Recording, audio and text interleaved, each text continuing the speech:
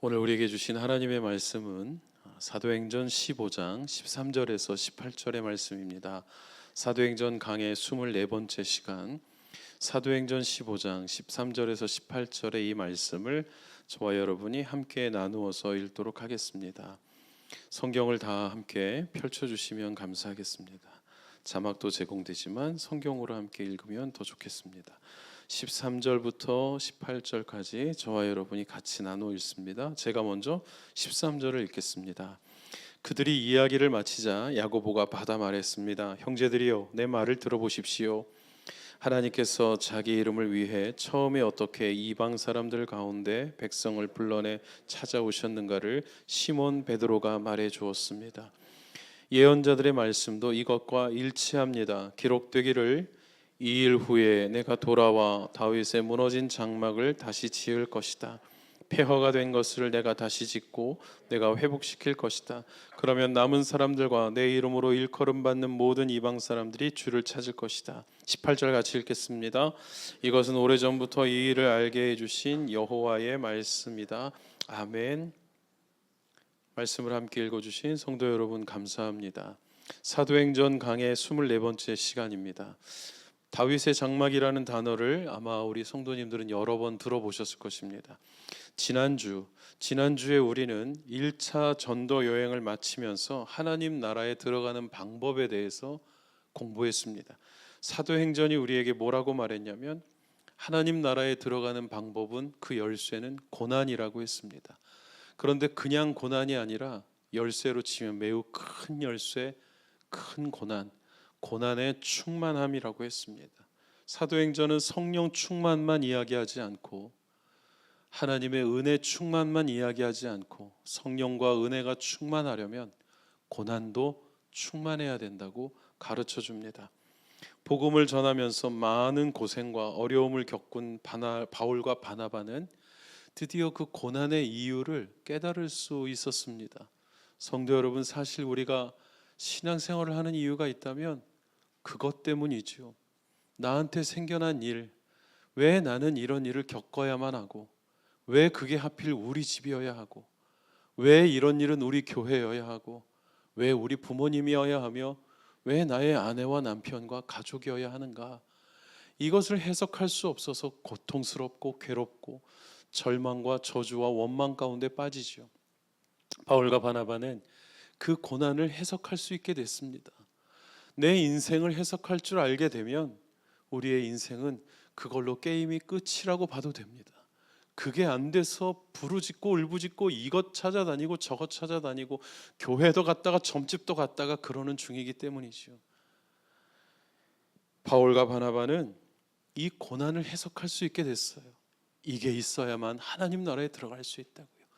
예수 천당이 아니라 예수 고난 천당이라는 것을 알게 됐던 것입니다. 그것을 이해할 수 있게 된 거예요. 왜냐하면 고난이 없는 인생은 아무도 없기 때문이죠. 그걸 피할 수 있는 사람도 아무도 없기 때문입니다. 요셉도 그 아버지의 품 안에서 혼자 비단 옷을 입고 팔을 걷어붙이고 땀 뻘뻘 흘리면서 막노동하는 형들 앞에서 잘난 척할 때는 몰랐어요. 그러나 그가 감옥에 들어가고 나서야 왜 하나님이 내 인생을 이렇게 이끌어 가시는지 비로소 자기 인생을 해석할 수 있게 됩니다. 고위 공직자들을 가두는 감옥에서 그들에게 꿈을 해석해 주면서 이렇게 말하지요. 우리의 꿈의 해석은 여호와 하나님께 있다. 우리가 해석할 수 있는 게 아니다. 무당이 해석해 줄 수 있는 게 아니라고요. 우리의 인생의 해석은 오직 하나님께만 있다. 그것을 해석할 수 있는 비결로 고난이라는 것을 주셨다는 것을 바울과 바나바는 깨달았던 거예요. 고난은 그래서 원망도 아니고 저주도 아니고 재수 없는 것도 아니라 하나님 나라에 들어가는 가장 아름답고 위대한 방법이었습니다. 성도 여러분, 다 이야기하지 않은 여러 가지 삶의 어려움이 지금 여기까지 같이 따라온 줄 압니다. 누구도 도와줄 수 없습니다. 우리가 할 수 있는 방법도 없습니다. 우리가 해결할 능력도 없습니다. 오직 하나, 이것이 우리에게 축복이라는 사실을 믿는 것 외에는 우리가 할 수 있는 게 없습니다. 그리고 그 믿음은 우리로 하여금 하나님 나라를 향해 들어가게 도와줄 것입니다.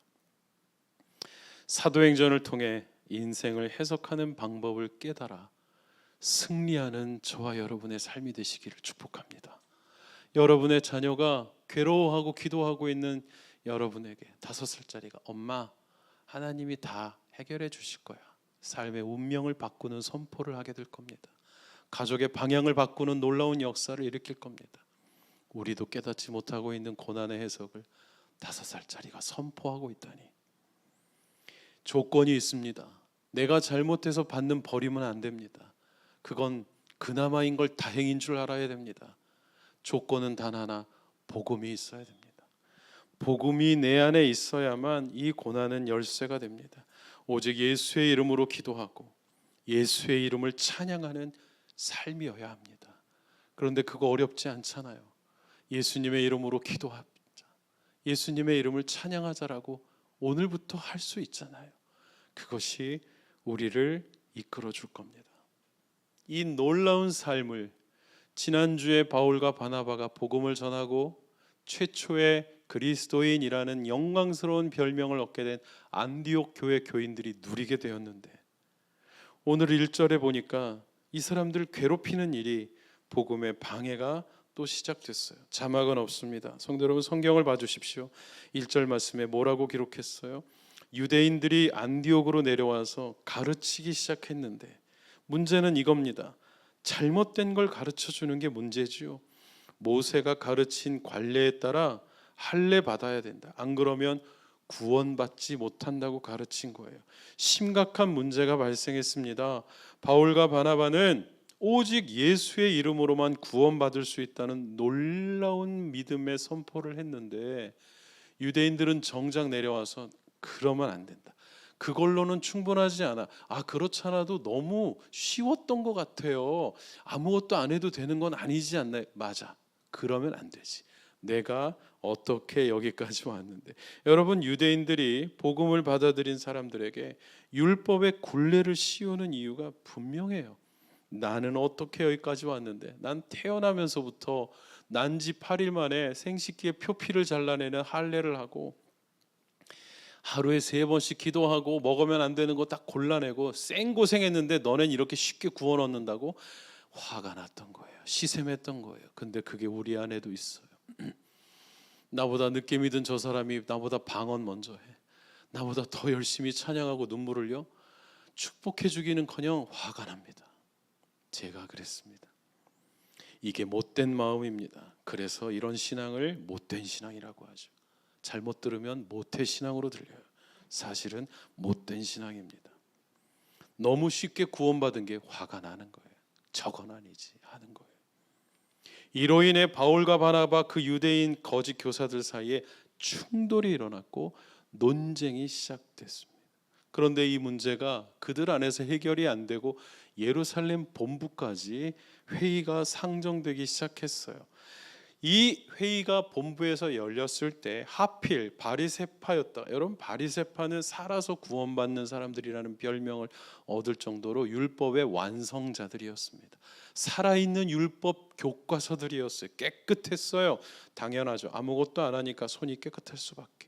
양을 치기를 하나, 낙타와 당나귀를 치기를 하나, 손이 깨끗하죠. 맨날 그 손 높이 들어 기도했던 그들이 예수를 믿게 됐어요. 놀라운 일이 됐는데 회의에서 이런 발언을 합니다. 유대인들의 방법을 지지한다고요. 그들처럼 해야 된다. 적어도 할례 받고 생식기 표피 자르고 율법은 지켜야지. 팽팽한 회의가 진행되니까 드디어 사도들 다 모이고 장로들 다 모인 최고 회의가 열리게 되었습니다. 여러분, 이게 뭐라고 이렇게까지 하나 싶지요? 이거 근데 상당히 심각한 일입니다. 요즘 이 폭염에 사우디아라비아 메카에 이슬람 성지 순례객들이 때로 몰려들고 있죠. 무슨 일이 벌어지고 있습니까? 몇 년 전에는 마지막에 사탄의 벽 앞에 돌을 던지는 게 마지막 의식인데 돌 던지다가 벽이 무너져서 500명이 죽었어요.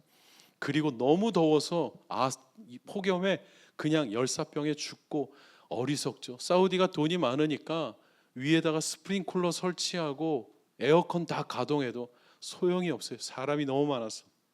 그러면 이슬람 사람들은 왜 거기를 가느냐? 평생에 5개 숙제를 해야 되는데 그 중에 하나가 무함마드, 이 이슬람의 창시자인 자기들에게선 유일한 선지자, 예수보다 높은 그 선지자가 핍박을 피해 도망간 바로 그 지역이 사우디아라비아의 메카이고 거길 갔다 와야 돼요. 내 스승의, 내 주인의 고난에 동참해야만 구원받을 수 있다는 믿음 때문에 그렇게 이 더운 여름에 50도가 넘는데 거길 가는 겁니다. 못 막습니다. 못 말립니다. 왜냐하면 구원받아야 되니까. 그런데 이 사람들 오히려 좋아해요. 거기서 죽으면 천국으로 직행했다고 더 좋아하는 거예요. 우리는 참 어리석은 인간들 하고 있지만 그들은 심각한 문제예요. 그런데 어느 누가 나타나 센세이션을 일으킵니다. 그거 안 해도 구원받습니다. 그거 안 해도 알라를 만날 수 있습니다. 사람들이 난리가 나면 원로들이 회의할까요? 안 할까요? 심각한 문제가 발생했구나. 이걸 굳이 이슬람의 예를 들어서 설명해야 되는 상황이 안타깝고 기가 막힙니다. 우리는 그렇게 심각하지 않잖아요. 우리의 구원의 문제에 대해서. 회의가 열릴 수밖에 없는 엄청난 사안이었던 거예요. 어떻게 할례 없이 모세 율법 없이 구원을 받는다는 것이냐? 베드로가 이제 일어나서 얼마 전에 자기에게 있었던 일을 이야기합니다. 7절 말씀을 성경을 보십시오. 15장 7절에 베드로가 일어나서 형제들이여 얼마 전에 저에게 이렇게 이야기하는데 그 앞에 베드로가 말하는 그 앞에 뭐라고 써 있어요, 여러분? 오랜 시간 동안 토론한 끝에 얼마나 오랫동안 치열하게 회의를 했는지 보여주는 단어가 여기 등장합니다. 오랫동안 변론했다. 개역 성경에는 변론했다. 이 단어가 법적 용어입니다. 한 사람이 나와서 공박하고 반론하고. 사실 우리는 예수의 이름만 믿으면 구원받지, 예수 천당 이렇게만 생각했는데 그렇지 않았던 거예요. 유튜브도 잘 보셔야 되죠. 인터넷에 석학들의 토론이 있어요. 구원의 문제에 대한 석학들의 토론은 한두 시간짜리로 끝나지 않습니다. 진지하고 심각하고 치열합니다. 치열하고 치열합니다. 그런데 우리 기독교의 구원 너무 쉬워요. 예수 믿으면 천당 간대. 이 마지막 과정에 놀라운 진리의 명제를 한 문장으로 만들어 놓은 걸 먼저 만나다 보니까 허술하기 짝이 없어요. 뭐 그게 뭔지 모르고 그냥 대충 다니다가 그러다 시험 들었다 그러고 교회 떠나고 그러다가 구원은 뭐 다 필요 없다 그러고 나는 뭐 옛날에 교회 좀 다녀보긴 했는데 그 얘기 그만하세요 하고 이렇게 살다가 헷갈리고 살아가는 인생들이 되었죠. 나는 왜 구원받았는지, 나는 정말 구원받았는지, 나는 내가 구원받은 게 맞는지, 내가 그걸 확인하고 있는지, 더 나아가서 그걸 내가 증명할 수 있는지, 우리 아이들도 같이 천국 갔으면 좋겠는데 뭐라고 설명을 할 수 있는 사람인지 내가 내 스스로를 증명해 보일 수가 없는 거예요. 치열한 고민과 공부와 씨름이 내 안에 없는 거예요. 내가 정말 구원받았는지 확신이 없으니까 누가 와서 구원받았습니까? 물어보면 받았는데 어제도 좀 딴짓하다가 그럼 구원받은 거 아니라 그러면 넘어가는 거예요. 그리고 엉뚱하게 박진영 씨 그 긴 말도 안 되는 이단 비슷한 그런 설교나 듣고 앉아 있는 거죠. 그리고 구원파가 와서 너 언제 구원받았냐 물어보면 잘 모르겠는데요. 네 생일은 아는데 어떻게 구원받은 날은 모르냐. 넘어가는 거예요. 내가 나를 증명할 수 없으니까, 내가 나를 확신할 수 없으니까, 내가 구원받았는지 나는 고민하지 않으니까, 치열하게 싸우지 않으니까 누가 와서 건드리면 바람 빠진 풍선처럼 되는 거예요. 넘어가는 거예요. 넘어가는 거예요. 어떻게 교회 다니다가 신천지에 갈 수 있냐고요? 그 수준으로 살았던 거예요. 넘어가는 거예요. 그러면 끝입니다. 그러면 끝이라고요. 왜 고생하며 교회 다니고 왜 수고하는데 하나님 나라 가려고 하는 거잖아요. 지금은 아프고 힘들고 다리 부러지고 고생하고 있지만 배신당하고 욕먹고 억울하지만 그 끝에는 낙원이 있다고 믿기 때문에 이 고생하고 있는 거였는데 내가 나를 증명할 수가 없어요. 내가 예수 믿는지 내가 모르겠어요. 성도 여러분, 교회는 구원의 문제로 질문과 답이 고민과 공부가 끊임없이 이어져야 됩니다. 토론을 해도 그런 걸로 토론을 해야지 밥을 먹는 게 옳으냐 마르냐 이걸 하는 게 맞느냐 마르냐 이런 것 가지고 싸울 일이 없는 데가 교회여야 한다. 주보가 좀 틀리면 어떻고 뭐가 포스터가 좀 이상하면 어떠냐고요. 그런 것 가지고 싸울 일이 없는 곳이 되어야 하고, 우리 순회에 있는 이분이 구원받았는가, 예수님 만날 수 있는가, 구원의 확신이 있는가로 치열해야죠. 고민해야죠. 질문하고 답을 얻어야지. 하나님 나라에 온전히 들어가야 하는 것이 이 고생과 수고의 결과여야 하기 때문에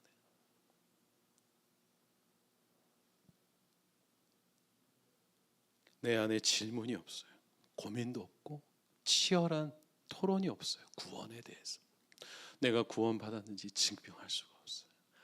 이것이 나의 간증이요, 이것이 나의 찬송일세. 간증이 법정 용어 테스티모니입니다.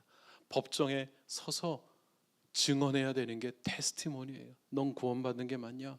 사탄이 나를 밀고자 하고 이거지라고 나를 고자질할 때 나는 구원받은 게 맞다. 넌 어떻게 증명할 수 있느냐? 난 엉망으로 살았지만 그리스도의 은혜가 나를 붙잡아 주셨다고 증명할 수 있는 게 구원의 확신이죠. 그런데 오늘 밤 천국 갈 자신 있습니까? 답을 못 하잖아요. 그러니 오늘 예수님 믿으실 분들은 용기를 내십시오 하면 집사님들이 일어나고 장로님들이 일어나고 목사가 일어나요. 못 믿겠는 거예요. 내가 지금 누군지 어떻게 살았는지를. 그게 말이 됩니까? 그러니 우리 중고등부 수련회 6년 내내 6번 예수님 새로 영접하는 거. 확신이 없으니까 그날이 갱신하는 날인 줄 알고 사는 거예요. 그게 아파트 리뉴얼 하듯이 그런 건가요? 구원이 그런 거예요? 오늘 이 예루살렘 회의는 너무너무 중요한 인류의 역사를 바꾸는 치열한 토론의 현장이었던 것입니다.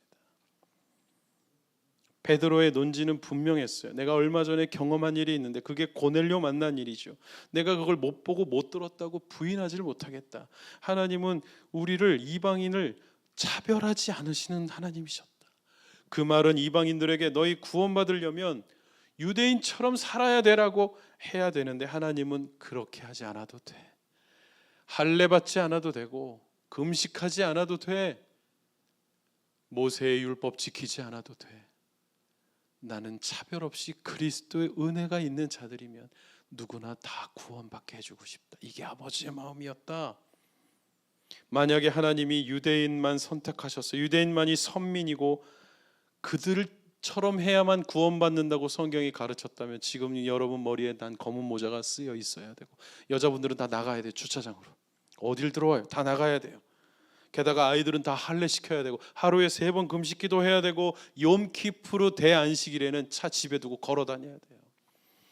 그렇게 해야 구원받는다고 믿고 살아가는 것처럼 살아야 돼요. 아무거나 먹어서는 안 돼요. 랍비가 검사한 코셔만 먹어야 돼요. 이슬람 사람들이 할랄 푸드만 먹듯이. 그래야 구원받는다고 믿기 때문에. 베드로는 하나님이 이방인 고넬료는 그런 거에 접근도 안 하면서 살았던 사람인데 하나님은 찬양하더라. 하나님이 그를 받아주셨다고 그를 대신해서 증언하고 있어요. 베드로가 말하는 결론은 이거예요. 우리 습관, 나도 돌이켜보니 너무 무겁고 무서운 거다. 이게 우리도 힘들지 않았냐, 우리도 숨막히지 않았냐. 그런데 그걸 이방인들에게 하라고 하지 말자는 거예요. 그들 목죄지 말자고 하는 거예요. 우리 얼마나 노력했냐 구원받으려고. 이것도 해보고 저것도 해보지 않았냐. 그러나 다 소용없지 않았냐. 오직 주 예수의 은혜로만 구원받는다고 나는 믿는다. 베드로가 증언하자 바울과 바나바가 일어나서 1차 전도 여행을 쫙 리뷰를 했어요. 여기는 안 써 있어요. 너무 기니까. 똑같은 이야기가 증언됐어요. 일치했어요. 저는 말씀을 준비하면서 놀랐어요. 베드로와 바울과 바나바 세 분이 일어나서 한마디 하면 소위 평정을 이루는, 소위 모든 회의 다 끝나. 저분이 말씀하시면 다 끝나야지 하는데 그렇게 하지 않고 긴 토론이 먼저 있었다는 게 놀라웠습니다. 하고 싶은 말 다 하게 해주었던 거예요. 그리고 그 긴 토론을 통해 우리의 이 긴 회의는 결코 진리에 도달할 수 없다는 사실을 깨달을 때까지 필리버스터처럼 한 거예요. 토론은 그 역할을 합니다. 토론이 우리를 구원할 수 없다는 것을 깨닫게 해주죠. 토론은 진리를 만날 수 없다는 것을 깨닫게 해줍니다. 그 길고 긴 토론은 실제로 경험한 것을 이기지 못한다는 것을 알게 해줍니다. 직접 경험한 산 증인이 토론을 수만 시간 한 사람을 이길 수 있다는 것을 보여줍니다. 그래서 체험과 간증이 중요하고 위대한 것이죠. 눈 멀었다 눈 뜬 자가 그렇게 얘기하잖아요. 나는 그런 거는 모른다. 그러나 나는 지금 본다고요. 당신들도 눈을 뜨길 원하냐고. 유대인들은 화가 나서 이 자식이 어디서 우리를. 그들은 여전히 장님처럼 사는 거예요. 토론만 하다가. 이렇게 긴 토론이 끝난 뒤에 야고보가 등장합니다. 여러분, 이 야고보는 요한의 형 야고보가 아닙니다. 그분 돌아가셨어요. 참수당했어요. 예수님의 동생 야고보. 예수님의 동생 야고보는 원래 뭐 하던 사람이었냐면 형님 예수님한테 찾아가서 형 미쳤지. 형 이렇게 살려면 집을 나가라. 차라리 우리 집 부끄럽게 하지 말고 차라리 신학교를 가라고 형을 아주 몰아세웠던 사람이었어요. 그런데 이분이 지금 예루살렘 교회의 리더가 되어서 전체 회의를 인도하고 있습니다. 그리고 야고보서의 저자가 됩니다. 이분이 지금 이렇게 이야기하는 거예요. 이분이 오늘 말한 게 우리가 읽었던 13절부터인데 야고보가 말한 가장 중요한 것이 16절에 나옵니다. 야고보는 앞서 이 긴 토론을 통해 한 가지를 깨달았던 거예요. 저는 이것도 놀라워요. 여러분, 회의가 길어지면 보통 여러분은 어떻게 합니까? 중간에 일어나서 나가던가, 죄송합니다 그러고 나가던가, 아니면 갑자기 약속 생겼다 그러고 나가고 피하고 싶고, 회의 안 하고 싶고, 아니면 딴 생각하고 오늘 집에 와서 뭐 먹나. 긴 회의는 우리를 그렇게 만드는데 야고보는요, 이거 지금 말씀이 성취되고 있는 중이구나, 이걸 봤던 거예요. 그래서 그가 일어나서 이 회의의 종지부를 구약을 인용하면서 시작합니다. 16절 말씀에 우리 따옴표안을 밑줄을 500번 그으면서 같이 읽어보겠습니다. 같이 읽습니다. 시작. 내가 돌아와 다윗의 무너진 장막을 다시 지을 것이다. 폐허가 된 것을 내가 다시 짓고 회복시킬 것이다. 야고보가 지금 이 회의 토론 현장을 보면서 삿대질도 했겠죠. 목청도 높였겠죠. 중간에 나갔다 들어오기도 했겠죠. 아이고 이거 언제 끝나나 하고 있었겠죠. 그런데 베드로와 바울과 바나바의 이야기와 바리새인 유대인들의 이야기와 길고 긴 치열한 토론 과정을 보면서 이거 지금 뭐가 이루어지고 있는 중이구나 했던 거예요. 그게 바로 아모스서였어요. 아모스서 9장 11절 말씀을 인용했던 거예요. 성도 여러분, 저는 지금부터 준비한 슬라이드를 쭉 보면서 말씀 하반부를 진행할 텐데 집중해 주시기 바랍니다. 자막하느라고 조금 수고했는데요. 여러분 집중해 주시기 바랍니다. 야고보가 인용한 성경은 아모스예요. 아모스는 도대체 어떤 사람일까요? 아모스 9장 11절에 야고보가 인용한 이 말씀이 그대로 등장하는데, 여러분 아모스는 귀족으로 선지자가 된 예레미야 같은 사람도 있고 왕족으로 선지자가 된 사람들도 있는데 아모스는 비교적 평민으로 선지자가 된 사람이었고, 이 사람은 이스라엘의 심판과 회복을 상징으로 예언한 것으로 아주 유명합니다. 주로 이런 식으로 해요. 하나님께서 이 아모스에게 뭘 보여준 다음에 아모스야 네가 지금 무엇을 보느냐, 이런 식으로 진행합니다. 어느 날은 하나님이 다림줄을 띄우시고, 다림줄이 벽돌 쌓을 때 똑바로 쌓도록 하는 플럼 라인이죠. 다림줄, 이 긴 줄이에요. 기준을 똑바로, 요즘은 전기로 하지만 전자로 하지만 옛날에는 줄을 달아서 길게 매달았죠. 아모스야 네가 뭘 보느냐, 주여 다림줄입니다. 내가 이 다림줄을 이스라엘에 띄우고 똑바로 쌓아지지 않은 모든 것들은 다 무너뜨릴 것이다. 돌 위에 돌 하나 남지 않을 것이다. 심판을 설명할 때 이런 식의 상징을 사용하던 분이었어요. 오늘 본문 말씀 요 앞에도 9장 11절 앞에도 내가 다 체질을 할 것이다, 공사장 체질하듯이 살아남은 사람 아무도 없을 것이다 말씀하신 다음에 이 말씀이 등장합니다. 다 죽일 거야 이렇게 말씀하신 것처럼 하고 난 다음에 내가 다윗의 무너진 초막을 세울 것이다 할 때 이 초막이 여러분 텐트입니다. 텐트, 우리 부활절 야외 바자회 할 때 세웠던 텐트. 이 텐트를 다른 말로 타버너클이라고도 하죠. 타버너클 하면 좀 텐트보다는 느낌이 좀 다른 것 같지만 텐트. 뉴욕에 가면 흑인 공동체 브루클린 타버너클 교회가 있죠. 성가대가 아주 유명하죠. 목사님은 신학교도 안 나오신 짐 심발라 목사님, 흑인들로 아주 위대한 공동체를 이룬, 거기가 브루클린 타버너클 교회이고 그 성가대 CD가 아주 유명합니다. 어쨌거나 천막이에요. 광야에 천막처럼 세워진 교회였다고 시작한 거예요. 그렇다면 여러분, 그 다음 시간 여행을 합니다. 아모스에서 조금 더 뒤로 멀리 갑니다. 아모스가 인용한 다윗의 장막은 도대체 뭐였던 것인가? 역대상 15장 1절에 보면 다윗이 이제 드디어 모든 어려움을 통과하고 왕궁을 짓고 자기의 마음에 끊임없는 소원이었던 하나님의 잃어버린 법궤를 다시 왕궁으로 모셔오는 일을 하는데, 여러분 잘 아시는 소 등에 법궤를 얹었다가 소가 어느 타작마당을 지날 때 미쳐 날뛰기 시작하니 그동안 20평생 법궤만 모셨던 웃사라는 애가 큰일 났다 싶어서 법궤가 땅에 떨어지지 않게 하기 위해 손을 갖다 대는 순간 즉사하는 끔찍한 사건이 일어났어요. 이 일로 인해서 다윗이 크게 상심하고 법궤를 오벳 에돔이라는 사람의 집에 갖다 놓았는데, 몇 개월 지난 뒤에 들려오는 소문은 오벳 에돔의 집이 초대박이 났나이다. 아무것도 안 했는데, 성경에 아무것도 안 했는데 법궤만 있었는데 그 집이 난리가 났어요. 좋은 일로. 하나님이 마음이 풀리셨구나.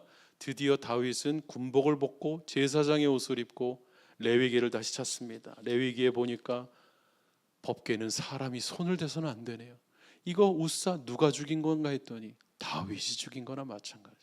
리더가 똑바로 원칙만 지켰다면 웃사는 죽지 않았을 텐데, 다윗은 제사장 레위 사람들만 골라서 거룩한 옷을 입히고 법궤의 귀퉁이에 고리에다가 나무를 끼운 다음에 사람의 손이 닿지 않도록 4명이 메고 걸어가기 시작합니다.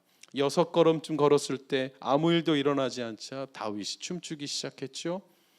그걸 착안해서 세워진 교회가 POD, Parade of David이라고, 한국의 젊은이들이 가장 많이 요즘 가고 있다는 포드 교회라는 데가 바로 거기 말씀에서 착안을 한 거죠.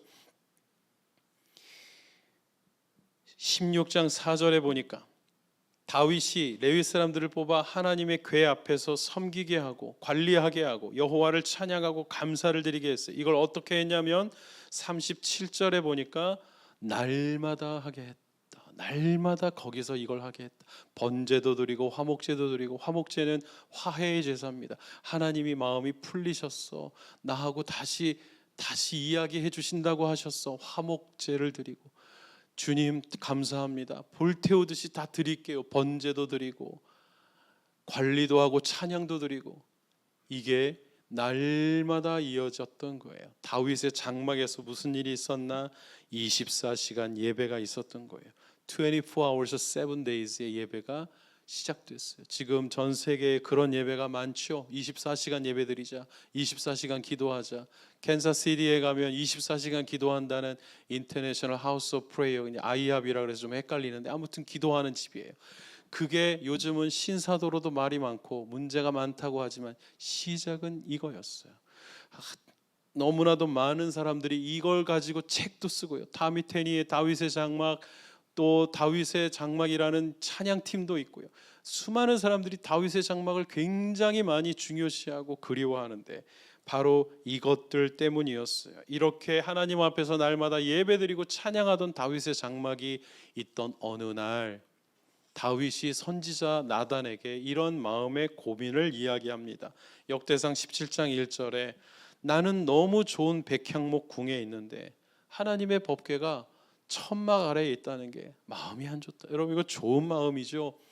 좋은 마음이죠. 나는 이제 하나님 은혜를 주셔서 좋은 집에서 살게 됐는데 우리 교회가 낡아 보여? 그럼 막 마음이 움직이잖아요. 좋은 마음이죠. 그렇게 해서 성전 건축도 하고 막 열심히 하죠. 다윗이 말했던 장막 아래에 있다, 실제로는 어떤 그림이었을까요? 그림 몇 장을 같이 볼까요? 이건 모형입니다. 이 앞에 있는 게 사람들이 사는 천막집이고 그 뒤가 모세의 성막 모형이 보이죠. 이건 만든 모형이니까 깨끗해 보이고 그냥 그럴싸해 보이지 않나요? 그러나 실제 광야의 천막은 이렇게 운치 있지 않습니다. 실제는 이렇게 터프합니다. 오늘 우리 여기 방문할 겁니다 하면 어머 선크림 잔뜩 발라야 되겠다, 빨리 갔다 오고 싶은 모양처럼 생겼죠. 저게 원래 광야의 장막과 천막이었습니다.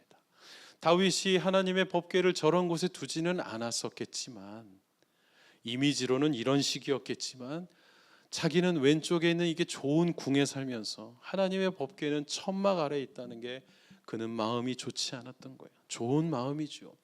그러나 하나님은 다윗에게 너는 피를 너무 많이 흘렸다. 너는 성전을 세울 수가 없었어. 나는 너의 아들에게 허락하겠다 하고 솔로몬이 성전을 세우게 됩니다. 그리고 솔로몬은 이렇게 기도하기 시작하죠. 역대하 6장 33절에 놀라운 고백을 하는데, 하나님, 이방 사람들이 이곳에서 무슨 기도를 하든 하나님 당신은 들어주십시오. 그리고 이 마음은 이사야 선지자에게까지 연결되었어요.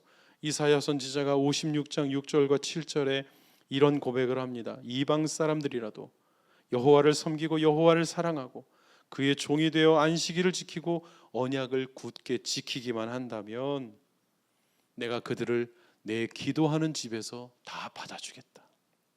내 기도하는 집, 즉 솔로몬의 성전은 다윗만 사는, 다윗 가문만 누리는 왕족 하우스가 아니라 누구든지 와서 기도하면 하나님을 만날 수 있는 열방이 기도하는 집, 그게 하나님의 비전이자 목표였던 거예요. 그런데 예수님이 와서 보니까 그 하나님의 성전이 어떤 지경이 되었습니까? 마가복음 17장에 보니까 주님이 채찍을 들고 장사하는 사람들을 내쫓으면서 여기는 만민이 기도하는 집이라고 하지 않았느냐? 너희들이 강도의 소굴을 만들었느냐? 이사야의 이야기를 너희들은 기억하지 못하느냐? 내쫓는 난리 법석이 나는 상황이 되었던 것입니다. 결국 하나님은 성전을 새로 짓기를 원하셨어요. 그래서 예수님께서 하늘에 올라가시면서 제자들에게 내가 올라가서 아버지께 부탁해서 보내줄게 라고 했던 게 성령이셨고, 성령은 우리 안에 들어와 거하시기로 결정하셨습니다. 아까 우리가 봤던 장막 모형 중에 모세의 성막 저 뒤쪽에 보면 홀리 템플이라고 여겨지는 1년에 단 한 차례 제사장만 규격을 갖추지 않으면 그도 죽어나가는 공포의 장소인 홀리 챔버가 저기에 있죠. 즉 1년에 한 번만 하나님이 저기에 오시는 게 구약의 예배였어요. 그런데 예수님께서 성소의 휘장이 되셔서 휘장이 찢어지듯이 몸이 찢어지시고, 아버지 제 상처를 보십시오. 저 아버지께 순종했습니다. 저의 소원 하나만 들어주세요. 아들아, 내가 뭐든지 들어줄게. 너처럼 나에게 순종하여 몸이 갈기갈기 찢겨져 죄 없는 자가 죄 있는 자들을 위하여 죽은 일이 없는데 내 아들아, 내가 너의 소원을 들어주마.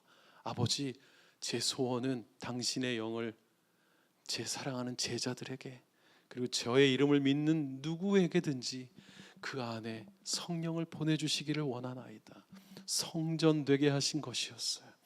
이 놀라운 역사가 이루어진 지 얼마 되지 않아 고린도 교회라는 데는 엉망진창으로 삽니다. 바울이 화가 나서 편지를 이렇게 쓰기를, 고린도전서 3장 16절, 그 유명한 3장 16절 시리즈의 하나라고 해당되는, 거기에 이렇게 써있죠. 여러분이 바로 하나님의 성전인 것과 하나님의 성령이 여러분 안에 계시는 것을 모르는 사람처럼 사는 게 말이 됩니까?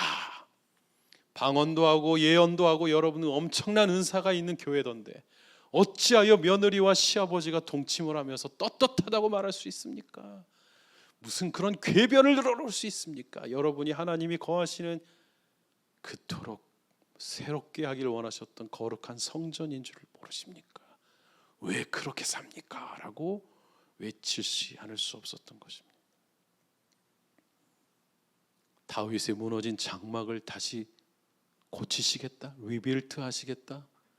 도대체 그건 뭘 말하는 것이었을까요? 오늘 야고보가 이 돌아가는 토론 현장을 보니 이거 해야 완성되고 이거 해야 된다, 할례 해야 되고 율법 지켜야 된다, 아니다 예수의 이름으로만 구원받는다고 하지 않았느냐 하는 치열한 논쟁을 보는데, 이방인들이 예수님을 만나 기뻐했다는 얘기를 듣고 있으니 이 지루하고 치열한 싸움터 같은 논쟁 속에 야고보가 깨달은 것은 하나님이 아모스를 통해 예언하신 무너진 찢어진 다윗의 장막이 회복되고 있구나.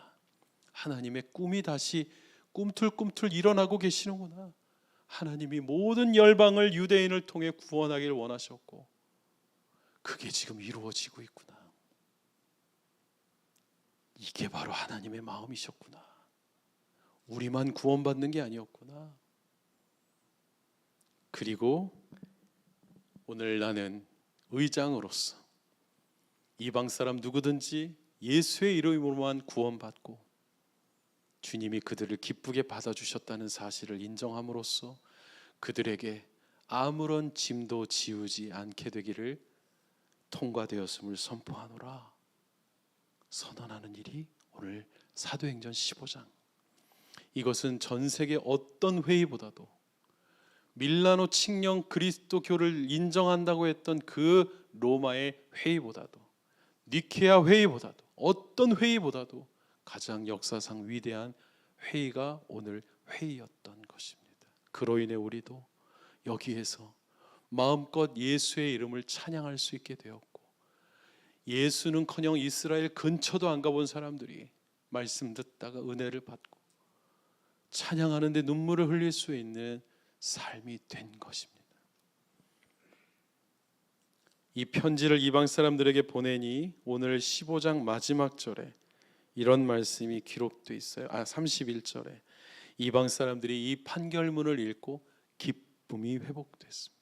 Rejoice. 다시 기쁨이 회복됐어요.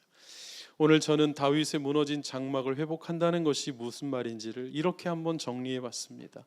하나님과의 언약이 회복되는 것이죠. 여러분 하나님과 약속한 게 기억나십니까? 그런 게 있었나? 우리 예수님 처음 믿을 때, 예수님 처음 만났을 때 여러분 그때 어떠셨어요? 그때 어떠셨어요? 왜인지 모르는데 눈물이 계속 나는 한 달 내내 울고 다녀. 형제 요즘 무슨 좋은 일 있어? 하나님이요 라고 해야 되는데 하자에서 목이 메어서 말이 안 나오는 거예요. 그런 때가 있었잖아요, 여러분. 그런 때가. 그때 말씀만 들으면 다 들리고 그 말씀이 깨달아지고 너무 달고 그리고 말씀을 읽으면 이거 나한테 하시는 말씀 같고 하나님과의 약속이 있었잖아요. 내가 너를 이렇게 인도하리라. 선교사님들이 선교 편지 보내면 기도 제목 잔뜩 보내고 그 나라 정보 다 보내는데 제일 먼저 부르신 약속의 말씀이 뭔지부터 봅니다. 그게 없으면 그분 위험하거든요. 그게 없으면 조금 힘들면 그분 도망 나올지도 모르거든요. 아무리 힘들고 괴롭고 고통스러워도 부르신 약속의 말씀이 있으면 그분 거기서 다시 시작할 수 있어요. 우리 신학생활도 마찬가지예요. 여러분 흔들리고 힘들면 누구한테 전화합니까? 그 사람 없을지도 몰라요. 옛날과 다른 사람일지도 모르죠. 그러나 약속의 말씀이 있으면 그러면 되는 거예요. 예수님도 약속의 말씀이 있었어요. 이사야 61장이 그분의 약속의 말씀이죠. 주의 성령이 내게 임하셨으니 가난한 자에게 복음을 전하게 하려 하심이라. 자기 친형 같은 친구인 6개월 사촌형인 요한이 감옥에 갇혔을 때 안 꺼내주니까 요한이 제자들을 보내 당신이 맞는지 물어보고 싶다고 전화하니 예수님 이야기해라. 이사야 61장 1, 2, 3절이라고 말이다. 나는 지금 그분이 부르신 삶대로 살아가고 있다. 지금 당장 다 때려치고 요한이 갇혀있는 감옥의 병문을 떼주셔야 되는 거잖아요. 기적을 베풀어 주실 수 있는 분이잖아요. 그런데 왜 안 해요? 왜 안 해서 시험 들게 해요 요한을? 약속의 말씀이 있는 대로 걸어가고 있는 중이기 때문에. 오늘 아침에 어떤 분이 SNS에 사람들은 큰 돌에 넘어지는 게 아니라 작은 돌에 넘어집니다. 다들 공감 하는데 저는 거기에 기독교인이 넘어지는 건 예수님 때문입니다. 예수님을 잘못 믿으면, 예수님을 오해하면 세례 요한처럼 예수님 때문에 실족하게 됩니다. 예수님이 세례 요한에게 말씀하셨잖아요. 누구든지 나로 인하여 넘어지지 않아야 복된 자다. 나 때문에 넘어질 수 있다고 말씀하신 거예요. 신앙생활 하다가 넘어진다고요, 여러분. 신앙생활 하다가 시험 든다고요. 누구 때문에? 예수님 때문에. 그러니 예수를 똑바로 믿어야죠. 제대로 믿어야죠. 두 번째는 하나님과의 관계의 회복입니다. 예배가 안 되고 기도가 안 됩니다. 찬양이 안 나옵니다. 찬양, 기도, 예배는 잘못된 적이 없어요. 하나님과의 관계가 잘못되었기 때문이죠. 하나님은 그 무너진 다윗의 장막을 회복시키기를 원합니다. 하나님과의 관계를 회복하기를 원하세요. 그게 곧 예배의 회복이죠. 예배의 회복은 개인의 예배를 뛰어넘습니다. 내 예배를 뛰어넘어 내 가족의 예배가 회복되고 열방의 예배가 회복되는 것, 이것이 하나님이 그토록 원하시던 무너진 다윗의 장막을 꿰매시는 거예요. 그걸 회복하시는 거예요. 유명한 목사님이시죠. 존 파이퍼는 이런 말씀을 하셨습니다. 선교는 왜 하는 것인가? 그분이 쓰신 책 원래 제목은 Let the nations be glad, 열방으로 기뻐하게 하라. 우리나라에서는 좋은 씨앗에서 열방을 향해 가라라는 제목으로 바꿔놓았지만 거기에 이런 문구가 나와요. 선교는 왜 하는 것인가? 왜 전도하는 것인가? 개종시켜서 우리 편 만들려는 게 아니, 유대인들이 그랬어요. 우리처럼 하라고 자기 세력 늘리고 싶어서 유대교를 믿으라고 했던 게 우리 편 만들기였다면, 진정한 선교는 그들이 예배하지 않기 때문에, 그 나라에 예배가 없기 때문에 그곳에서 예배가 시작돼야 되기 때문에, 선교는 예배가 없는 곳에 예배가 시작되는 것이 선교입니다. 교회를 세우는 게 목적이 아닙니다. 그들이 그들의 언어로 하나님을 기쁨으로 찬양할 수 있도록, 너희도 차별 없이 주님이 받으셨다, 내가 그랬다, 내가 아시아인이었고 불교의 나라에서 태어났으나 하나님이 나를 만나 주셨다고요. 그걸 알려주는 복된 소식이 바로 선교의 목적이었죠. 성도 여러분, 우리의 무너진 장막은 무엇입니까? 여러분은 하나님과의 관계가 온전하십니까? 예배가 온전하십니까? 여러분의 기도는 막힘이 없습니까? 그리고 여러분의 관계는 어떻습니까? 가족과 하나님과, 하나님은 오늘도 이렇게 노력하고 계세요. 내가 무너진 장막을 회복하고 싶다. 그 안에 기쁨이 있었고, 그 안에 법궤가 있고, 임재가 있었고, 끊임없는 찬양과 영광이 있었다. 하나님, 오늘 저의 삶에 무너진 다윗의 장막을 회복시켜 주시기를 간절히 원합니다. 우리 그렇게 한번 기도하며 주님 앞에 나아가기를 원합니다. 우리 같이 함께 기도하겠습니다. 하나님, 다윗의 무너진 장막을 회복하기를 원하시는 주님, 무너진 하나님과의 관계를 회복하기를 원하시는 주님, 치열한 구원의 싸움과 논쟁에서 우리를 구원하시고 오직 살아계신 예수 그리스도의 은혜로만 구원받는다는 것을 깨달아 알게 하여 주시기를 원하시는 주님, 하나님, 우리에게 허락하신 그 믿음의 삶, 그 구원의 삶을 통해 하나님 나라를 온전히 만나기를 원하시는 주님, 하나님, 오늘 우리의 삶에 주님, 그렇게 주님과 함께 동행하는 우리 인생이 되게 하여 주시고, 하나님, 그렇게 우리의 삶에 하나님 나라가 온전히 이루어지게 하여 주시옵소서. 주님, 그렇게 주님을 만나게 하여 주시옵소서. 살아계신 하나님, 오늘 우리에게 무너진 다윗의 장막을 회복하길 원하시는 주의 마음을 나누어 주시니 감사합니다. 우리의 막힌 기도가 열리게 하시고, 우리의 막혀진 찬양이 열리게 하시며, 우리의 모든 예배가 주님 앞에 다시 한번 회복되는 역사가 있게 하셔서 우리 안에 찢어지고 무너지고 쓰러진 다윗의 장막이 다시 한번 회복되며 거룩한 성령이 거하시는 성전이 되게 하셔서 하나님 날아가는 그날까지 나는 구원받은 자임을 분명히 고백할 수 있는 하나님의 사람들이 모두 다 되게 하여 주옵소서. 예수 그리스도의 이름으로 기도하옵나이다.